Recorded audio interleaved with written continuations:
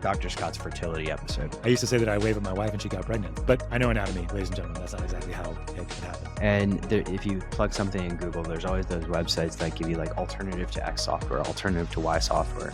Yeah. Is there anything that is alternative to hyperbaric oxygen therapy? Because even in my best day of like free diving, it was max 2 minutes. My 11-year-old has a fantastic imagination. She's like, well, Daddy, what if you die getting hit by a bear or something ridiculous like that? And I'm like, that is amazing. But you created a huge story about something that didn't exist. And you had all this a stress response related to it. So I think that the number one thing would be learn how to observe your mind and thoughts.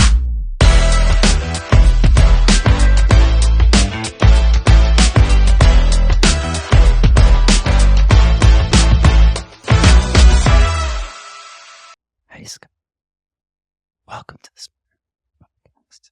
Hi, it's nice to see you. Okay, Dr. Baritone, we need to get your voice up a little bit here. Okay, I can do that. No problem. Yeah. Good morning, everybody. Good evening. I hope everybody's doing well. Is it ASMR or AMSR? I'm dyslexic sometimes with that. I don't remember. Yeah. That was our attempt, a weak-fated attempt at ASMR for the SNH podcast. But welcome to the show, everybody. This one's going to be fun. Conversation that I've been hesitant but wanting to have for a very long time. We had it a long time ago, kind of, right? Yeah. I mean, if we want to do the flashback, let's do it. We can do the lean back into, I think this was even like 2019. Yeah, 2019 summer. Yeah. A mutual person connected us, and because I was looking to do on my previous podcast an episode on hyperbaric oxygen therapy, because frankly I didn't at that time understand what the big deal was, and you connected me to you connected me to Ted, and wow, look how we've come full circle here, or arrived. And so today we're going to touch on hyperbaric oxygen therapy. We're going to touch on all of the cool aspects about it. But before we go into the Mile Deep Club, as we like to say. I was hoping you were going to say that. Yeah, I'm going to. We're going to get into the Mile Deep Club today. I want to just kind of frame for people. When we're talking about hyperbaric oxygen therapy, there's oftentimes like, let's go jump to the tool. And this tool is in particularly pretty expensive. Indeed. But rather than jumping to the tool, let's get down in atmospheres into the body and understand exactly what we're dealing with here. So when we're looking at a therapy like hyperbaric oxygen therapy, what are the fundamental kind of reactions, if you will, in the body that we're looking to influence? And if you can just touch a little bit on that, walk us through why that's important, it would be a good way to just start this conversation. Yeah. So I remember that conversation relatively well, Boomer, actually, because I was actually in my father's office in New York, his chiropractic office, having the conversation with kids running around me, which is not an unusual scenario, but it was in an office setting at that time. So this isn't Dr. Scott's fertility episode. We can talk about that one later. That's part of it's hyperbaric therapy. Come on, or health optimization. It's all together. It all happens. Yeah. I used to say that I waved at my wife and she got pregnant. So, but I know anatomy, ladies and gentlemen. That's not exactly how it happened. But anyway, so it's interesting. So I've thought about this a lot over the years, Boomer, and what it comes down to with hyperbaric therapy is really just three things. Okay, one is an increase in pressure, one is an increase in oxygen delivery, and the third is oxidative stress. That is it. Everything else that happens as a result of those three things. Now, most people think that hyperbaric therapy is all about oxygen, and they're not entirely wrong, but they're not entirely right either, because it's all about the oxidative stress, the oxygen delivery, and the pressure. And so when I think about hyperbaric therapy, when I'm talking about hyperbaric therapy, I'm always trying to bring it down to that base level, because if you can think about it at that level, then you can think about what's happening physiologically as a result of that. All right. So like fundamentally, we're manipulating a balance between reactive oxygen species and antioxidants. Do I have that roughly correct? Like at the core is what we're kind of looking to do. So think about it this way. So let's go with each of those in order. So the first one would be pressure. Okay. So we're simulating the pressure you would feel under a certain amount of seawater. So if you're under 33 feet of seawater, you're going to feel nothing really. You might have felt a little bit when you got down there with some pressure changes in your ear, but all that water is extremely heavy. If you know, Boomer is a really tough, big dude. He can carry a couple buckets of water, no problem. I'm not as strong. It's kind of heavy for me. Like water is really heavy. And if you can simulate that pressure in a hyperbaric environment, then you change physiology in a dramatic way. And the major way that happens is a physics law called Henry's law, which basically states that the more pressure you put on a gas, more of that gas is going to go from a gaseous form to a liquid form. In this case, we're talking about oxygen. So pressure is key because it helps drive more oxygen in circulation. And that pressure does that because of this physics law. It's very simple. And as a result of that, not only are you able to bring more oxygen onto your red blood cells where it's typically carried, but also in the liquid of your bloodstream called your plasma, which has very little oxygen at sea level, but you can get up to about 1200% more oxygen in circulation doing this. And so the pressure itself is the key to hyperbaric oxygen therapy. So you can't really simulate hyperbaric therapy without pressure because you're not driving more oxygen in circulation without the pressure. And also, the pressure itself has a profound effect on systemic physiology, regardless of the oxygen at all. And that's because pressure itself causes a shearing of it's called a hydrostatic force or hydrostatic pressure on the cells themselves. And when this happens, your mitochondria are going to be like, oh, this means we have to make more energy. So we're going to increase energy production regardless of there being more oxygen around because of the pressure itself. So that's just the pressure. The pressure is extremely important, and it's the most important piece of this whole equation, right? And then the other pieces, the oxygen delivery and the oxidative stress, are all related to what you just said previously, which is redox balance. And you know the story, and I've mentioned it before, is that Dr. Ted, who's the founder of Home Hope, the pioneer of that practice, and the chief science officer of Transcriptions, when I first met him in 2017, I told him what I did. And he's like, oh, you're just doing redox balance, aren't you? And I looked at him for a second, as anybody would with Ted, because he always says something that you don't expect, even if you've known him for 6 or 7 years. And it took me a second. And I said, yeah, that's really all I'm doing when it comes to what we're doing with oxygen, right? Because if you have extra oxygen that's being delivered to tissue, then you're going to get more energy produced, more ATP.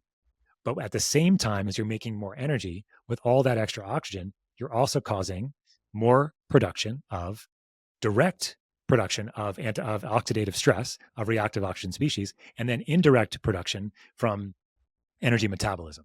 So then you have an overabundance of an oxidative load that's in the system at the same time as you're making more energy. Okay. Now, why, for instance, and I'm taking this from kind of a mainstream perspective here, when you're saying that you're actually Fake news. fake news, sorry. But let's take a mainstream perspective here. When they hear the words oxidative stress, if they even know what that means, and Sure. you're increasing oxidative stress, it's like, holy shit, man. Like, why am I even caring about this, right? Because for instance, like most people have probably a surplus of oxidative stress, just hypothesis. But Indeed. why would I want to generate more in the case of like getting into a chamber? Well, the question that I would ask back, and it's rhetorical, is of course, is like, why do you exercise? Why do you go into a high heat sauna? Like, why do you push your body in these capacities? Exercise is a great example. It's because you want to get stronger, right? And what exercise is what's called a hormetic stress. It's a eustress. If you do it not crazily, of course, it can be a eustress. And then that means that your body is going to build itself back faster, stronger, better looking, more hair. Just kidding. But sorry, bad joke. But anyway, that's what hormetic stress is all about, right? The hormetic stress is going to make you stronger. And that's hypothetically what's happening in a hyperbaric chamber, which is that you're creating an oxidative stress on the system, more reactive oxygen species, more signaling molecules. That's creating a initial stress on the system. And then that initial stress causes a downstream shift in your epigenetic expression, in the expression of your DNA in various ways that allows you to express various genes that are responsible for growth and for healing and for decreasing inflammation and overall optimization. But you make a really good point, and this is something that burned me when I first started hyperbaric therapy and being a medical director of a facility way back in 2013. So it's over a decade now. I found out that if I put people in the chamber too soon, when they already had a lot of oxidative load ongoing, they would feel like shit and terrible. And then sometimes they would feel better after 3 or 4 sessions. And that was sometimes just the body just kind of just recycling itself, getting better. And that did happen. But oftentimes they would get a little bit better. And then they would do like 40 sessions and then they would just revert back to the way they were before. And it was really difficult to watch. And it was a really big learning experience for me that exactly what you said is like, and these are the people that can't do exercise, for example, like they'll do exercise and then they won't be able to move for 3 days. This is because they had significant mitochondrial stress. And we know that 95% of the population has this to some degree already. So I'm much more reticent. And I think I've told you this story, and I've said it, I think, on podcasts before, that I was disinvited from a conference on hyperbaric therapy because the title of my lecture was going to be, "Please do not put them in the chamber." It's not good for business, right? Yeah, but it's really important for patients. So, okay, so you touched on something there, and we're going to go into it actually right now, which is like, what if I'm evaluating modalities of therapy, right? And I have on my list, like, let's say I'm Johnny Biohacker and I want to do hyperbaric therapy. And I'm like, well, if I don't do hyperbaric therapy, then I am kind of, castigated, or like I'm ostracized from the system, right? And so if I'm looking at hyperbaric therapy as a modality by which I should, potentially get a therapeutic benefit, what are the checklists of items that I should already be doing, or tests I might want to run on myself in order to say like, hey, I don't have mitochondrial stress or anything like that? yeah. And this is where I got into health optimization medicine and practice, because I was looking for a way to work on the foundation of my patients and then make them be able to tolerate hyperbaric therapy in a much better way. Because what do you need to be able to do the best or get the best results from a hyperbaric chamber is be the most well optimized so that you can harness all this oxygen in the system. So number one, you have to be able to deliver to the oxygen where you want it to go. Number two, you have to be able to utilize that oxygen to do what you want to do, which is make energy. And number three, you have to be able to detox, or to be able to tolerate, neutralize the oxidative stress that you're getting. And so when I figured out that framework, it was like, well, then I have to start doing something with people, unless it's an acute issue. If you have an acute trauma, acute ischemia, like a traumatic brain injury, acute surgery, an acute illness of some sort, where there's an inflammatory cascade, then you don't have to worry about this stuff. Just get into the chamber, and very likely it's going to help you recover, within certain contexts, of course, making sure you're safe. Obviously, if you're having a stroke, go to the fucking hospital. Don't go to a hyperbaric facility, or if you have a heart attack. Although there are great studies that show if you have an acute heart attack, you have acute traumatic brain injury, spinal cord injury, if you get into a hyperbaric chamber as fast as you possibly can safely, you are going to save brain, you're going to save spinal cord, you're going to save heart, all that kind of stuff, right? So, and then we have a dog enjoying the podcast with us today, so I apologize. But anyway, so if it's an acute issue, I often say, like, do not pass go, just get into the chamber if you can. But if it's a chronic long-term thing, like you're saying, then do you have the cellular machinery available to you to do everything that you want to do? So to heal, to accelerate recovery, to perform. And most people are not as optimized as they really could be. And so for me, what I do and my clinical practice, as you well know, is to shift the conversation. I mean, oftentimes people find me because of all the many years that I've been involved in the hyperbaric field. But when I speak to them, 90% of what I say has nothing to do with hyperbaric therapy at all. And 90% of it is really related to what is the foundational things that we can do for this person to truly help them optimize. And that's where the framework of health optimization medicine and practice becomes so powerful to me, is that I shift the perspective to that foundation if it's a long-term issue. And so we're talking about things like chronic concussions, or people with chronic strokes, or dementia, or chronic pain, performance, longevity, anything in the regenerative medicine space. Like, these patients will always do better if they work on a framework that includes this foundation as well. All right. So just because I don't want to make any assumptions here, let's take people through a little bit of the framework, and what maybe even tease out just the sort of basic questions that you can ask yourself before even going into a therapeutic sense. So first, the framework in terms of what testing that you may want people to run, and Right. how you do it in your clinical practice. And then secondly, if let's say they're not able to afford a Dr. Scott Schur, what are some basic questions that they can ask themselves before, going out for a prolonged free dive? Right. So, first question again, remind me. First question is your clinical practice and how do you Oh yeah, evaluate the people? testing, right? Yeah, Yeah. yeah. So what I would typically do here is it kind of, and I alluded to it as well, is I'm really looking to understand how well somebody can make energy, right? Can they make energy effectively? Can they detox from the energy that they're making? Those are the first two things that I think about. And the third one is like, can I get to the energy? Can I get the energy where I want it to go? Like if I want it to go to the brain, is it the right hyperbaric pressure, for example? Is it where I want to go to the body or whatever? But when it comes to energy metabolism, I'm usually looking at metabolomic testing, which is organic acid testing for those in the world that know this. And this is urine testing that can give you a sense of mitochondrial function. It can give you a sense of all the cofactors associated with the capacity to make energy in your mitochondria from the citric acid cycle, et cetera. And I also look at toxins that might be mucking up the system as well, because if you're heavy metal toxic and if you have mercury or lead or something in the system, it's also going to muck up your ability to make energy. And at the same time, I'm also looking at your antioxidant reserve, which is how well you can create an antioxidant response after having an oxidative load. Now, you want there to be an oxidative response because of hyperbaric therapy, but you want it to be something that the body can mitigate. And one of our mutual friends, Dominic D'Agostino, published a really good paper on this a number of years ago, where he looked at the neutralization response, so the antioxidant response from a hyperbaric protocol or from a hyperbaric session. It takes about 3 sessions, 3 hyperbaric sessions, to have a neutralization effect that's equal to the oxidative load. So antioxidant effect that's equal to the oxidative load.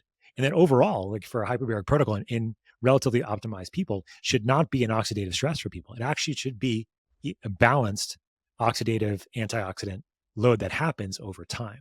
But again, you have to make sure people are there. And then I have also the challenge is that a lot of people are getting chambers for their house these days. And then they have a chamber for longer periods of time. And some people are getting the milder units and some people are getting the deeper units. And then you have to be thinking about like what is going to happen with your cellular machinery over time if you're using this over 2, 5, 7 years when you're pushing the system this way. And so doing these tests over time is very, very important. I think in everybody, but especially in people that are using hyperbaric therapy, I often recommend like every 6 months, they're getting new testing done to see where they are, making sure that they're not over oxidizing themselves and that they're not, going off balance that way. So, look, organic acids tests probably I'm guessing a lot of countries will cost between $400 and up to $1,000, maybe a little bit more. Right. So what can you do if you can't do testing? Right. Yeah. So, So let's kind of run through just a couple of quick checks. Like, yeah. if I'm a person who's sleeping less than 6 hours a night and stressed out of my mind and likely have some visible signs of inflammation, is this for me? Or what are some kind of quick and dirty tips for like, can I work out a yes or no on hyperbaric? I mean, the short answer is that there's a couple different ways to answer this question, of course. Like the one thing that comes to mind is I always say that it's not if hyperbaric therapy will be helpful for you, it's when. So the question is, do you want to spend the time going into a hyperbaric chamber, the days? And so most protocols aren't just a couple of treatments. They're 10, 20, sometimes 40 or 60 sessions. Do you want to spend the time, the money, and the effort if you're not fully optimized before you go in there? So a couple things that I think about is like, what are your goals? Like, is your goal something that you want tomorrow? Or are you trying to reverse your methylation age from 50 to 30, right? Then it's going to be a different scenario as to when it might be the right time to go into a chamber, and also the type of chamber that you're going to go into. So the first question is what your goals are. If your goal is, I want to live forever, then it's going to be very different than I have a test next week and I need to pass it. So, and if it's a test next week, then we can just get them in the chamber. I call it the educationally throwing shit at the wall and getting them enough supplementation, enough accoutrements of things that will help them, because of my clinical practice, to get them through that. And we can certainly do that. But if it's something that's a longevity goal, then the goal is no, don't go into the chamber now. Get this testing done if you can, see where you are and optimize over time. If you are resource challenged in the sense you can't, spend a whole lot of money to get the testing, the good news is that most of us have a lot we can do just with our diet, just with our lifestyle, just with our stress and our relationships, that we can get a huge way there just, without even doing a lot of this testing. Is the question is, what's going to motivate you as a person showing up in this world. And that's the beautiful thing about getting data, getting the metabolomic data, and doing that is that you can motivate people, say, look, you're toxic. Look, you can't make energy. Look, your minerals are in the tank. And then like, holy shit, I got to do something about this, right? It's very difficult for, unfortunately, the majority of people to take it on faith that these things are going to work with their diet and lifestyle and make big shifts. But if they can do that, they can get a huge amount of the way there. Okay. So, basic principles, making sure that you're sleeping well, eating well, getting outside, exercising, all of those things. Those are kind of foundationally tactics that people can take away and make sure that they're doing well before looking at hyperbaric. Now, let's say you've made the step into the hyperbaric world. You mentioned something about depth, and of course, depth matters. Now, I want to separate just sort of that longevity group versus sort of the event-driven group. So let's take, for example, what was we were having this discussion earlier about concussions and CTEs, right? If you have that type of situation, how does a hyperbaric experience look for you? We'll start there, and then we'll work down our way to the longevity group. Right. So we'll get down to the Mile Deep Club. We'll get down. Yeah, we'll get down. I don't know if we're actually going to go down or if we're going to surface more, but you'll take us there. That's where I was going. So we're not going to get quite down that deep. So what we know, at least what we think we know, is that there are different pressures for different indications. In general, neurocognitive indications, so brain, spinal cord stuff, is better treated at the treatment pressure between 1.3 atmospheres and 2.0. And that is the equivalent of about 15 feet of seawater to 33 feet of seawater. So again, that's all that water above you, if you can imagine the pressure, et cetera. So that's the neurologic pressure window. It's still a pretty big window, 1.3 to 2.0. But in general, that's the window we think of. We're thinking more of a neurologic indication. And then more of a systemic indication, something outside of the brain and spinal cord. We're typically somewhere between 1.8 and 2.4. Sometimes a little bit deeper than that. Sometimes it's down as 2.8 for some things. From a medical perspective, hyperbaric therapy is indicated and approved for 14 different indications. And these are the ones that I first found out about when I was learning about it back in medical school way back when. But when it comes to pressure and depth, there is some controversy in the world of hyperbaric therapy. What I always say here is that you can't just, it's not, what I practice is not cookie cutter hyperbaric therapy. What I try to always think about is, are there ways that you can dynamically change protocols depending on how people are doing, depending on how they're starting as well? Because if somebody's coming in super inflamed and super toxic, like it's not a really great idea to go down to 2.0 right away most of the time. You have to start off milder, make sure that they're okay, make sure that they're supported, and slowly dive them deeper. And then they're not having a significant improvement at one pressure, you may want to go down to a different one. And then what other kinds of integrations are you using before, during, and after hyperbaric therapy to truly leverage the technology? And there's all these kind of things that you want to think about. So like giving a concussion is a good example. Okay, so like if you have an acute concussion, there are some pretty good protocols out there where what seems to be the ideal way to approach this is that you do actually change the pressure within the same dive. You go to 1.5, you go to 1.8, you go to 2.0, 20-20-10 in that way. So 20 minutes at each pressure seems to be the best way to do this for acute concussions. Okay. And this hasn't been studied formally in like huge trials, but it seems to work really well. But if you have a concussion that's been going on for a long period of time, the physiology of your brain is completely different. You've had all this remodeling happen in your brain. You have all this inflammation that's in there that's been around now. It's more chronic. You have dysfunction of blood vessels, dysfunction of supporting tissue, of the glial cells, et cetera, of your immune system. And so it's a different animal, and your brain is more sensitive to pressure and more sensitive to oxygen. So you have to think about these things as you are diving somebody in a chamber. So if it's a more chronic concussion, then you don't want to go as deep. You want to go milder and see how they do. And then you can always dive them deeper to maybe the 1.8 pressure as you go, depending on their protocol, of course. And then of also looking at your before, during, and after, like you can't out hyperbaricize bad food, bad diets, and et cetera. So you, just like you can out supplement these things as well, or out exercise them, or whatever the analogy you want to use. So it becomes more of a discussion about the integrations. But the key with the pressure difference is that the neurocognitive stuff is usually at the milder pressures. We have some ways of looking at this now, but not very good ones as far as what the best pressure is for every individual. ideally what you can do is it would be able to measure blood flow to the brain while somebody was in the chamber to know what the best pressure is. And We don't have really great, you don't have a commercial device right now. there's no commercial devices that do it. There's some infrared technology that's being used now for blood flow to measure blood flow, but you can't measure a pulse ox. I think most people know that in a hyperbaric chamber because you're just saturating the plasma of the liquid of your blood. So the liquid of your blood is your plasma. So you don't really get a different reading of your oxygen levels in that capacity. So there's these infrared spectroscopy kind of things we're putting in various things. And people are using neurofeedback now as ways to try to see how you can assess for blood flow. But it's still pretty much in its infancy overall. So the key is just going over time and increasing pressure over time and seeing how people do overall for neurologic indications. Okay. So we talked a little bit about the concussion side of the world and these what I would label as condition side of the world. Yeah. Take us through, and actually was asked by a couple of people that prior to this conversation to ask this question. What does like a longevity protocol look like? And look, longevity is getting a shitload of attention. I'm sure it's getting you a shitload of new people reaching out to you and asking you questions.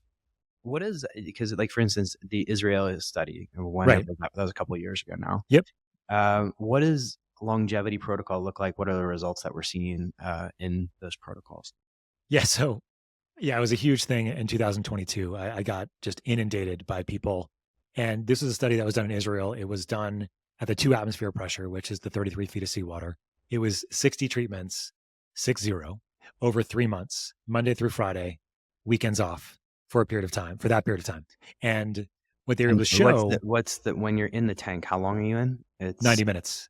Okay, wow. Plus air breaks as well. So it's actually 120 minutes, about 2 hours that you're in the chamber itself. So it's a huge amount of time for people, both daily and for 3 months. So it's a big thing. So in this study, they took the study population and they broke up a whole bunch of other studies outside of it to kind of show a number of things. The first thing that one of the first studies they published was on blood flow to the brain. And so increasing blood flow to the brain, increasing revascularization of areas of the brain in a healthy adult population greater than 65 years of age. They also showed increase of blood flow around the heart and increased blood flow around the sexual organs. And I think you know the story, but I used to show, and sometimes I will still, a MRI, a functional MRI, which is a blood flow MRI of the penis as a slide for some of my lectures, because it just looks like a tube with, dots. You can't really tell what it is, but I love saying it's a penis on stage because everybody loves This is your penis. This is your penis on hyperbaric therapy. I'm absolutely sure to clarify, this is not my penis. This is a penis. It's a penis. Welcome to the OnlyFans account. All right. Well, there you go. Yeah. So anyway, so that was the first study they published, was on blood flow, multiple studies on those. And they compared the one on sexual organs to Viagra in this case, right? So better erections as a result of using hyperbaric therapy. And then they also published a bunch of studies on cellular markers, including telomeres, senescent cells. Okay. And so that's what got most of the press in the longevity world, is like, holy shit, this study showed that telomere length increases and senescent cell populations go down. And so as a result of all of this all the news articles related to the studies, I got a lot of information. I got a lot of people kind of inundating me. And my sense of this overall is sort of multifaceted. I mean, I think that the first part is that I don't believe in telomere length anyway. So I just kind of threw that out with the baby. The biological clock. That's a whole nother episode. I threw the baby out with the bathwater with the telomere length. I don't really care about that so much. But the senescent cell population part is very interesting to me. And senescent cells are zombie cells. These are cells that grow, or we have higher populations of these as we get older. And what happens is that these cells don't die, and they just create inflammation, and they don't really work anymore. And they have associations with death, degeneration, inflammation, et cetera. And was hyperbaric therapy improving their cellular function to the point where these cells were regenerating themselves? Because we know that one of the nice things about oxidative stress is that this actually makes you create more mitochondria. And that's what hyperbaric therapy can help you do. Or, was something else happening there? It's really not really clear. But was it the fact that you had an apoptosis signal now, and then you're actually killing off these senescent cells instead? And actually would be a bonus as well. It really doesn't matter. If there's less senescent cells, it's a better deal. Mm-hmm. So, but these protocols were really freaking long, right? So 60 treatments, 120 minutes, 5 days a week. But the good thing about it is that they had to do a study, but they couldn't have any other variables. So they didn't change anybody's diet. They didn't check anybody's labs. They didn't do anything with their lifestyle. They didn't do anything with the sleep divorce that they needed at night because they had somebody snoring next to them. None of that stuff, right? So it was exciting for me, like, well, could we do this in a shorter period of time if we were checking metabolomic function, if we were optimizing lifestyle and diet and circadian rhythms? And the answer has been a resounding yes over the last couple of years. And you don't need 60 treatments to get those same benefits is what it comes down to, if you're doing the other things around it. Yeah. So I guess because 60 treatments, 5 days a week, 90 minutes a day, yes, or even 2 hours a day, yes, you can bring a book in there. You might be able to bring a laptop in there. I think I've seen you in a hyperbaric before with the laptop. But soft chambers, yeah. Soft chambers. Yeah. But here we're talking about going down 2 atmospheres, right? So it's a hard chamber. Hard chamber, yeah. So usually the soft chambers end around 1.5 atmospheres. And then anything deeper than that typically is going to be in some sort of hard chamber material. Yeah. Okay. And hard chambers are considerably more expensive, just for people listening. Yes, that's right. They are. And so when, I guess, Mr. Dynamic here, you've been working with, or I call you Dr. Dynamic now. How do you look at dynamic protocols? You maybe with a soft cell chamber or, hard shell. God, I can't speak today. Sally sells seashells at the seashore. By the seashore. All right. So moving along, how do you look at dynamic protocols that have this overall obtuse objective of longevity, right? When you don't really have time? Yeah, so it's a really good question, and I've kind of developed a whole bunch of ideas and protocols over the years that seem to work. I mean, again, I don't have any data here. There's no studies about long-term use of hyperbaric therapy, but I think about a couple different ways. I mean, as you mentioned, that the chambers are expensive, so not everybody can have a hard chamber that goes to 2.0 at their house. The sort of the low end of that range is around 50K. The high range of that is, whatever you want to pay, but depending on how big you want to make the chamber. But it could be 10 million, or it could be 250,000, or it could be 100,000, right? But in my estimation, most people don't need to go deep to the Mile Deep Club unless they're doing it. I think they could do it, but they don't have to do it all the time. So I think ideally, one of the ways I've done it with people is that they get a soft chamber for the house. It goes to 1.3, 1.5. They're doing neurologic protocols. They're doing overall wellness protocols for jet lag, for performance, for recovery. Because you can do all that in a mild chamber, especially if you have lots of other things that you're doing around it, like your integrations, your lights, your saunas, your cold plunges, and you're doing metabolomic testing. I think like that could be your foundation, if you want to call it that. But it's a lot of stuff, but you get that, like the milder unit. And then every once in a while, depending, like maybe from like a longevity perspective, depending how old you are, you go into the hard chamber, do the deeper pressure at 2.0 for 90 minutes for a protocol of 20, 30, 40 sessions, depending on how old you are, depending on how often you're going to be doing it. That's one way that I've done it. So you have, like me, I have a home chamber at the house that I use regularly, and I do protocols in that, and I do multiple different types of things. And then I have a hard chamber close by that I can go to when I can for a deeper pressure protocol. So if I need it for longevity, or if I want it for longevity, or if I need it for an injury or something like that, then I can go to the deeper pressure if I need to. The other way to do this, of course, is to get a hard chamber for your house.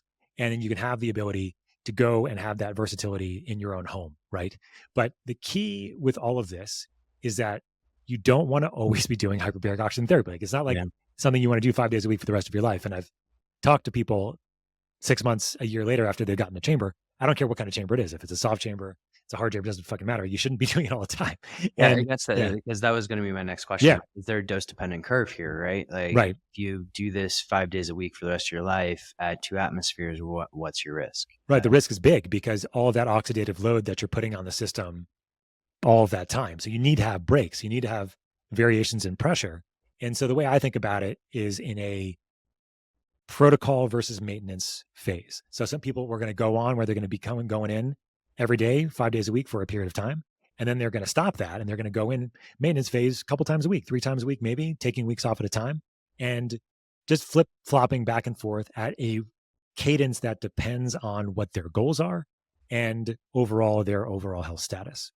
And I found that to be very helpful. And then the key with all of that is that you need to take time off. Like, you can't go in all the time because you need to let your body recover, because even at the milder pressures, you're getting some oxidative load. And then it's like exercise, right? You don't want to exercise and do 4 hours at the gym every day like Boomer does or did when he was doing CrossFit and boxing. Yeah. Yeah. So that's not good for you, right? This is when you get injuries. This is when you start getting fatigue and things start breaking down, like your gut wall and all that kind of stuff if you exercise too much. And same kind of things if you're putting yourself under huge amounts of oxidative load in a hyperbaric chamber. So there's no one size fits all, but in general, if you have a chamber at your disposal, you're going to do it in more of a blocked sort of way where you're doing a protocol maintenance in some sort of cadence. So that maintenance standpoint, because part of this, you're kind of running against people's innate ability to build habits, right? Because getting in a chamber, even though you're in the chamber and you can do other things, is still an act of doing something. And so in many ways, it might be better for people to just do it for an hour every day, perpetually. But the maintenance dosage, I guess, what is sort of minimum effective dose here? Is it 45 minutes or is it pretty consistently around that 90 mark? It again depends on the goals. I Yeah. mean, so I can also have a huge range here that I'll recommend depending on what people need. But in general, around the 60-minute mark is when you see like the parasympathetic system fully activated. And that's where the healing happens, right? I mean, that's what we know we all need to actually heal, to rest, digest, to heal is being parasympathetic. So on the flip side of that, if you are looking to get a boost of performance in the chamber, you can go in for 30 minutes or 45 minutes, and then you can rock extra oxygen in the system for another 15 to 30, maybe as much as an hour, where you're going to have more oxygen carrying capacity. And so you can do more work, you can do more exercise, you can lift more, travel, run more, whatever you want to do. But in general, most of the protocols for hyperbaric therapy are going to be focused on that healing parasympathetic activation. So I do have a lot of people do, breathing exercises in the chamber, meditation in the chamber, sometimes bring a foam roller in. Even though I bring stuff in there, oftentimes I try to take at least a period of time when I'm in there and just chill out. Bring a meditation device. I've been playing with this new fancy one over here. I've like all these different things that I can bring in depending on what the deal is. I have cupping devices. I mean, all different kinds of things that are portable that I can bring in to help bring on that parasympathetic mode. Okay. First off, you just showed a device, and for those listening, frankly, I didn't even catch it. What was that? That was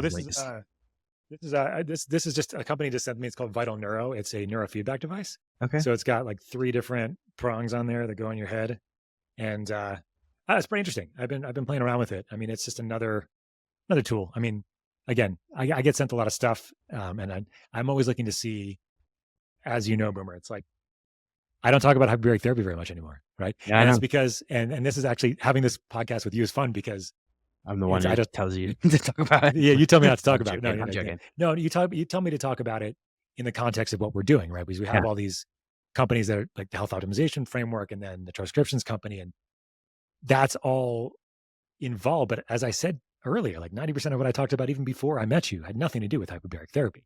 But now I have a framework and I have a way that I work with people in the context of everything that we do. And then, but using these devices, the neurofeedback devices and the cupping and all that, that's all fun and it can really be very helpful. But if you're not doing the basic shit, like then if your mitochondria don't work, like then you need to work on that, right? And that's the foundation, and that's really what the framework is for me when I'm talking to people. You know that. And I suspect the answer might be no here, but one of the things that always comes to mind when looking at various therapies are alternatives, right? And if you plug something in Google, there's always those websites that give you like alternative to X software, alternative to Y software. Yeah. Is there anything that is sort of the alternative to hyperbaric oxygen therapy? Because like even in my best day of like free diving, it was max 2 minutes, right? Like, or maybe 3. And that I thought was like heroic, but I'm not getting even close to, right, what would be something useful. So what would be, if there are any, alternatives to hyperbaric? So there's no direct comparison to what hyperbaric therapy does. I mean, pressure, it's actually funny. They did a study on veterans with traumatic brain injury, and they had them dive every day for 2 weeks underneath the water, looking at the fish and the coral. And they said, oh, diving is going to be great for traumatic brain injury because all these people felt so much better afterwards. Like their brain injury symptoms got better. Like, oh, it's just diving under the water. Because they're looking at good fish. He's looking at fish. No, it was because they were getting hyperbaric therapy, for God's sakes. Right? Okay. Yeah. And so it was, obviously that's part of it is being in that kind of environment. But like they're getting more pressure, they're getting more oxygen. and they were under hyperbaric conditions. Okay. So yes, you could go diving, and get a hyperbaric experience. Free diving, you don't, because you're not breathing the oxygen, right? You're just holding your breath, but you're getting some pressure there, but it's mostly, it's going to be better if you're going to be diving with scuba gear, all that kind of stuff. And typically when you scuba dive, you just breathe 21% oxygen. And even if you're breathing 21% oxygen and you're 15 feet below the sea, you're still getting about 45% more oxygen in circulation. So, and that's compared to if you're breathing 100% oxygen at that pressure and at that depth, you'd probably be getting about 500% more oxygen. So it's a bigger jump, of course, but it's still significant. And that's actually been a problem in some of the hyperbaric literature, is that they compare one group that gets 21% oxygen at a pressure, 1.3 or 1.5, whatever, and they compare that to somebody who gets 100% oxygen at a different pressure. And they say that the 1.3 was a sham or a placebo control, basically, which is bullshit, because it's not. If you're getting 46% more oxygen in and you're getting pressure at the same time, it's not a placebo at all. But anyway, so back to your question. What I always say here is it's the basic shit that matters, right? If you're trying to optimize using a hyperbaric chamber, what are you really trying to do, right? You're trying to optimize blood flow. You're trying to optimize your ability to make energy. So, and you're trying to make sure that your mitochondria are working to detox well. So for me, it's the basic stuff. It's the health optimization medicine framework. And as you know, I use a ton of methylene blue now too. And because not everybody can afford a chamber, not everybody can get in when they want to and have one in their home or go to a local facility. So can I optimize mitochondrial function very quickly using something like methylene blue? The answer is yes. With vitamins, minerals, and nutrients and sunlight, plus methylene blue, it's fantastic. And I've just been floored over the last 4 or 5 years that we've been doing this together. It's like, I never imagined that this blue compound that stains everything, if you get it in liquid form, and that's why we have it in a troche, I think you've had these experiences of just getting it everywhere. Yeah. Is just been so amazing just to really be supportive of mitochondrial function, because no matter where you have blockages on the system, it can help support that. And so, I mean, this, I think, as well, as 90% of my health optimization medicine patients, they don't get hyperbaric therapy. And then 90% of my hyperbaric patients don't get health optimization medicine, right? So there is only a small crossover. I mean, it's a beautiful crossover when it happens, but there's so much that we can do with just foundational principles and first principles, like you said, that can do so much without ever having get into a chamber. Okay, beautiful. We're going to round off now for a dismount a la Simone Biles style at this moment. Okay, let's do it. We're going to round off now for a dismount and just kind of summarize a few key points for people. First, before you go into, I guess, let's do it this way. Before you go in and investigate hyperbaric oxygen therapy, there are a few key questions that you need to ask yourself. Let's take them through just sort of a couple of key questions. Maybe, is it, am I inflamed? What are some of the other ones, just real quick? The first one is what is your goal? Number one is what are you looking to do with hyperbaric therapy? Is it something you want tomorrow, or is it something that you're looking for over the long term? Because that will change very much what kind of workup you really should consider before getting into the chamber. The second is, what can I do to optimize myself without ever getting into a hyperbaric chamber? Like, what can I, because hyperbaric therapy is expensive, it's time consuming, it's fantastic, but it's expensive and time consuming. So what can I do right now? Is it a stress response that I'm having? Is it something that I need to deal with my stress and relax and work on my GABA system, which we know a lot about, of course, at transcriptions? And so then do I need to get over that, take myself off the edge, off that threshold, not the one from marriage, but the other threshold. Nice. And I believe in marriage, you go across the threshold. Yes, at least if you do it right. Yeah, that's what I've heard. I don't know, but I didn't pick up my wife and do that. But I think that's a very common. Neither did I. Yeah. We're not old school like that. But yeah. Anyway, so taking you back from that threshold, is it like you were mentioning? Is it that once you've decided what your goal is, okay, and then the question is, how do you get there? Is hyperbaric therapy the right first step for you? And the answer is probably not. And is it, I'm inflamed? Am I toxic with myself, with my environment, with my stimuli, how is my sleep? There's so many things you can think about here, right? So the first step is, what is your goal? The second step, is there an easier way to get to my goal? Like, one of the things that in residency, when I was becoming an internal medicine physician, and I was going through, actually this is before this, in medical school, and you're rotating through all these different things. And you rotate through OB and general surgery and orthopedics and trauma. And what the surgeons will always tell you, if there's anything you could do that you love more than surgery, do that.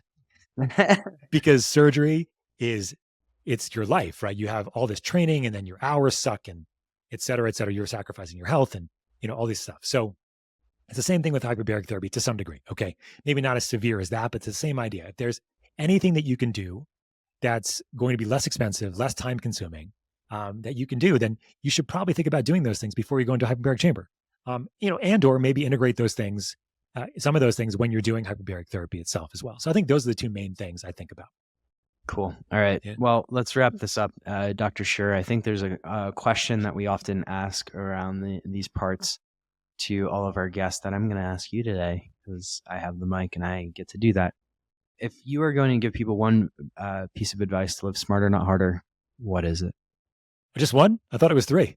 Okay, we can do three. I can just do one. I mean, three is a Fibonacci number, so we can go there too. Okay. Do you usually ask people one or three at the end of your podcast? Sometimes I don't even ask any because they run over and they have to go somewhere. But yeah, I think I usually ask one, but we can go with three. Yeah. Okay. Well, let's see how this goes. So I ask this question a lot too at the end of podcasts, and I'm always interested in the variety of answers that we get. We've had everything from sleep more to have sex more, Dr. Amy Killen, of course, to find your people, find your tribe. There's so many good ones to choose from. I think the number one thing I would have to say here, Boomer, as I think about it and continue to stall about it, is this: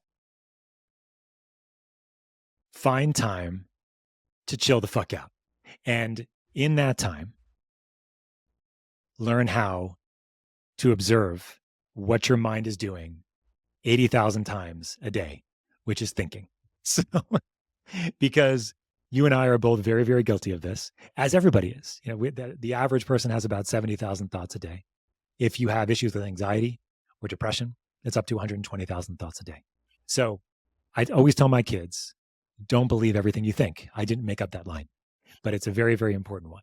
And the other way I like this is the Tom Petty line: the most of the things I worry about never happened to me anyway. And that's very similar to a Mark Twain line as well. So I think the number one piece of advice is don't believe everything you think. Find time to chill out and start observing your thoughts, even for just a couple seconds at a time. You'll be amazed. I mean, we're all amazed at what our minds can think of. That's for sure. And what actually transpires. I have my daughter, my 11-year-old, has a fantastic imagination, and it's to the point where, like, if I leave the house, she's like, "Well, Daddy, what if you die getting hit by a bear or something ridiculous like that?" Like, and I'm like, that is amazing that your mind is doing that. But just notice what you just did. You created a huge story about something that didn't exist, and you had all this a stress response related to it. So I think that the number one thing would be learn how to observe your mind and thoughts. Like, that's been a game changer, I know, for you and I both. I think, in the case of your daughter, she's also basically practicing the last chance meditation, right? And so it's not. I mean, you don't really want to go through the whole stress response of that, but maybe it's something that you can reframe and have a good learning out of as well. Yeah, no, she can, but again, it's the stress response related to the death spiral that she goes in when she thinks that her parents are going to die and any kind of crazy accidents like bears running over their car or whatever. So that's number one. I think, and number two, I think is, this is something that you and I both still have to work on, is that we both love to work, right? And then, and I think that finding time to play is very important too. And, kids are really great for this, because kids, like my son, who's like doing like finger puppets, like behind my screen as I'm trying to do work and like play me games. And like, this is really important. Like when I was in medical school, not actually in college, I had to have people force me go out so that I'd have fun. I just wanted to study. And I had a friend of mine who's now like in the CIA or something. He's like, he was like, Scott, gotta study. No, you're coming out. Let's go. And like, and so having people in your life that help create that. And I think number three is like, surround yourself with people that are smarter than you, or at least, have different realms of experience. Like, so I feel like with you and with Ted and, in our group, I feel like I'm always getting pushed in ways that I would never get to push if I didn't have, a circle of people around me that, made me do things that I wasn't comfortable doing. So I think those would be the three. Beautiful. All right. Completed dismount successfully. We shall retire this episode of the Smarter Not Harder podcast with some ASMR or AMSR, however you do it. Thank you for joining this Harder podcast. It's been a true pleasure, Boomer, to be here. I really enjoyed it. Have a wonderful day, everyone. Thank you. Thanks for listening.